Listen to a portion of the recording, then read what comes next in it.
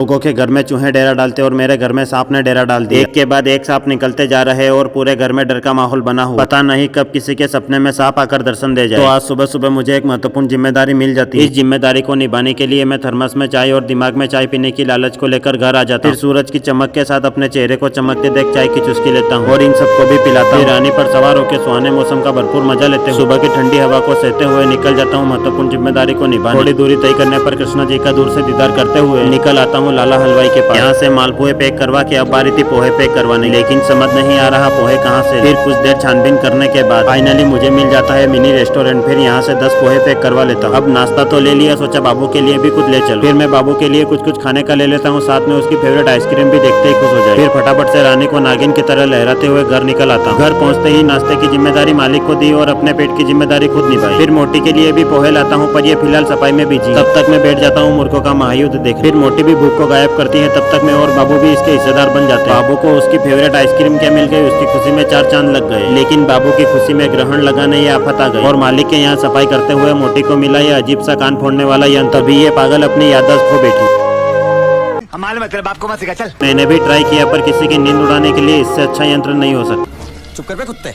फिर मोटी बाबू को सुला के खेत चली गई। पापा पौधे को पानी दे रहे थे और मैं बाबू की निगरानी में बैठ गया। फिर मोटी खेत से लौटकर आ गई और साथ में कुछ अमरूद भी लाई और मैं इसे देसी स्टाइल में खाने लगता हूँ। लेकिन यह आफत अमरूद की जगह मेरा हाथ खा रही। इसी बात पर मेरे और मोटे के बीच में लड़ाई हो जाती और यह आफत रोने का नाटक करती है। शक्ल देखो कितनी भोली है, लेकिन अंदर से लोमड़ी। हम दोनों की लड़ाई में बाबू ने अपनी पेट पूजा कर ली। तभी अचानक घर से आवाज आई। हमारे घर सांप निकल आया और मैं सांप पकड़ने वाले यंत्र को लेकर भागने लगा। फिर मैं और मम्मी सांप की छानबीन में कड़ी मेहनत करने लगे, लेकिन आखिरकार वह हमारे हाथ नहीं लगा और अपने बिल में घुस गया। फिर मैं सांप पर कड़ी निगरानी करने लगा और कुछ देर बाद फाइनली सांप बाहर आ गया। लेकिन इस काले सांप को देखकर मेरी तो पसीने छूट गए। फिर मैंने सांप पकड़ने वाले यंत्र से सांप पकड़ लिया। यह सांप इतना खतरनाक और जहरीला है कि इंसान को बाइट करते ही कुछ ही सेकंड में इंसान की जान चली जाती है। फिर मैं सांप को पकड़कर बहुत दूर छोड़ आता हूँ। मैं एक सांप को छोड़कर घर आता हूँ, तब तक हमारे यहाँ दूसरा सांप निकल आता है और इन दोनों सांप के निकलने से घर वालों के दिल में एक खौफनाक डर पैदा हो जाता है। लेकिन मैंने सांप को मारा नहीं, क्योंकि उसने हमारा कोई नुकसान नहीं किया। तो चलिए राधे राधे।